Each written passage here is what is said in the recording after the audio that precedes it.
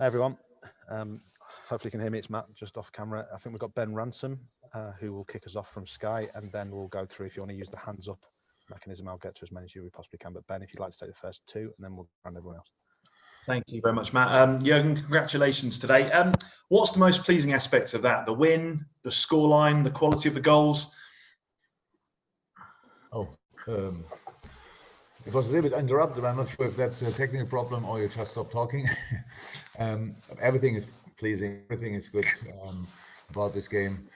Overcoming difficult problems in the first half with counterattacks, fighting really hard to avoid their goal, and on the other side, really top football, top finishing, keeping the ball in the right way, using the positioning, filling the just match plan with life, and boys did really well. It was really difficult to play against us today, I would say.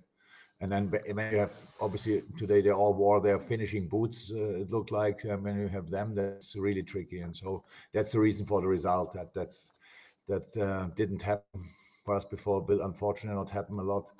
But it's a funny season.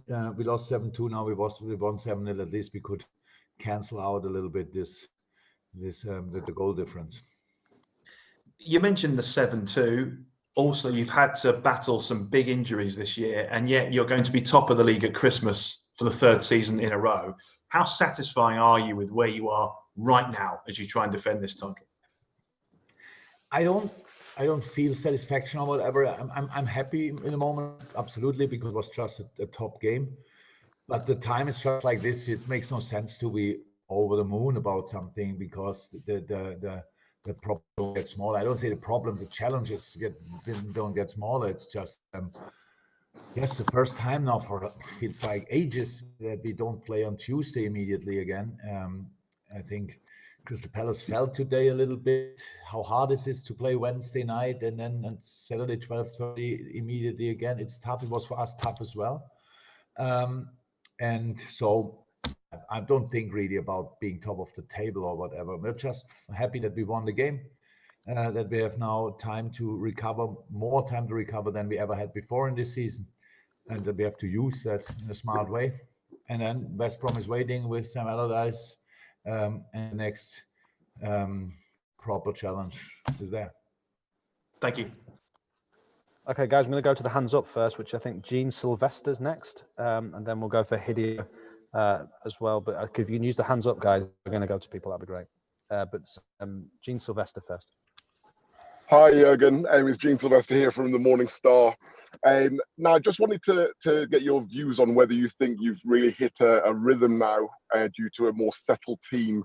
Obviously, with all the injuries at the beginning of the season, obviously you had to find a new blend with the defence and so on and so forth. Do you believe now you're finding a more settled selection that is allowing you to find more rhythm? We deal the whole season already only with the circumstances. I don't mean now I'm not mean COVID. Now I mean really the injuries and stuff like this. So you cannot prepare for that. You just have to sort these kind of problems. Yeah, I know we had a lot of problems, and it's all about when it's once started, then it just leads to the next problem. That means you have a player less on Sunday up, and a week later another one has to play 7 times in a row, which because nobody else was fit, and all these kind of things. The young kids were not ready, and these things that needs just it doesn't stop. So in a moment, it's just 1 hour now after the game where we just think, okay, it's fine. But from tomorrow on, we try to prepare all the different scenarios again and do what we have to do to make sure that we will win football games in end of December. Obviously, it's not a game, and then in January, February, and so on as well. It's tough and nothing to be satisfied with or whatever. Thank you, Gene. We'll go to Hideo and then to Rob Harris from AP. We haven't got any other hands up after that, but Hideo first, then Rob Harris. Hi, Jurgen. You have been using Tucky in midfield recently, but does today's performance show that he's more suited to play up front? And ideally, do you want to use him up front rather than in midfield? First and foremost, we want to use Tucky, so that's it. And the way we play, we need if you play for us in midfield, you need to be an offensive. You need to have offensive skills as well. So means Taki can play there. Played it twice, played good. Even more important in training, he looked really sharp, really in good shape. That's why he played today. Played a top game today. Nice finish. And just is a good moment. Yeah? So that's what we want to use. And I saw him in the dressing room now, and he was couldn't avoid smiling all over his face. So it's a good moment. He's in a really good place and helps us a lot. Thank you. So Rob Harris, and this will be the last question unless anyone else puts their hands up on the system on the right hand side. Rob Harris. Hi Jurgen, Merry Christmas. I'm sure you were pleased obviously to rack up that big score in the first, particularly without Mo. What was the thinking for not starting Salah, and had you taken into account the interview that was published, sort of maybe talking about a move to Spain potentially, or not having the captaincy as well? What was? Oh, I'm not sure I understand everything. So what was the plan with him not starting? That's easy. It's just, I think it's the first time for a while that we had the opportunity to do something like this. It was clear after we played Sunday, Wednesday, so we needed fresh legs today. So Joel could come in, Naby could come in, and then we had to think about how can we deal with that in the first line. And Mo played the last 4 games, I think just only 7 minutes from the last 4 games. It's a massively intense period. So it was clear it will be him. And then usually you would expect in a game like this against Crystal Palace, the recent results again between us and them were always pretty tight, close. So bringing him in the last half an hour, I thought it's a good idea.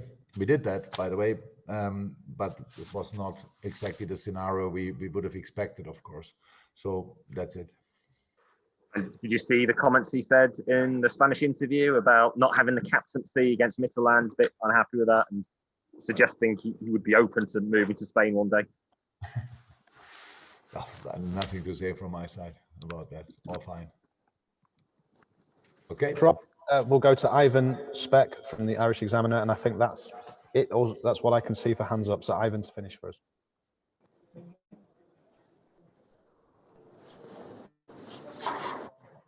Sorry, Ivan, I think you're on mute. If you can take it off mute, and then we can hear your question. Sorry about that. Bringing Salah up. Some people might have thought it was a risk. You were 4-0 up, but everything seemed to work today, which is one of those days, I guess. Yeah, well, I said it was a good day. We didn't have a lot of struggles first half. The counter-attacks they had. We defend that. As far as I know, nobody picked up any injuries, or not little or bigger ones. I hope that's still the case when I arrive again in the dressing room. No, apart from that, really one of the bad days in our life, and we will take that with us, try to recover, and go again. And this is the very last question for us, which is Daniel Matthews, and then we'll depart the press conference. Daniel. Hi, Jurgen, can you hear me? Yeah. You mentioned obviously the turbulence of this year and all the injuries, but this feels like a statement victory. How much more from your side, with the players coming back and using the extra break, how much more from your side do you feel there is to come? I don't think that we have to make this kind of prediction that how much more we come after a 7-0.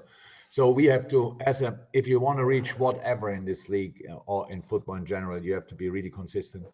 And you have to, for being consistent, you need options. So when Jose Mourinho said before our game, we played against Tottenham, that only 2 or 3 players are not involved, and all the rest is on the pitch for our game from the league winners. He was actually right. The problem is only that these players had to play like 80-90% of the games so far in the season. So that's more our problem. So far, we always could bring a really good team on the pitch. That's what we, filled up with really sensationally talented boys. What really helps. But it's just, the majority of the season is still to come. So it's not about how much more we can do. We just have to be ready on each match day to find a way to win this specific game. And that's not decided that if we will do that. We will try it with all we have, but we will see later on this season. Thank you very much, everyone. That's us, and have a safe journey home, and speak to you soon, Stu. Thanks, boss. That's us. Have a nice Christmas. Bye. Bye-bye.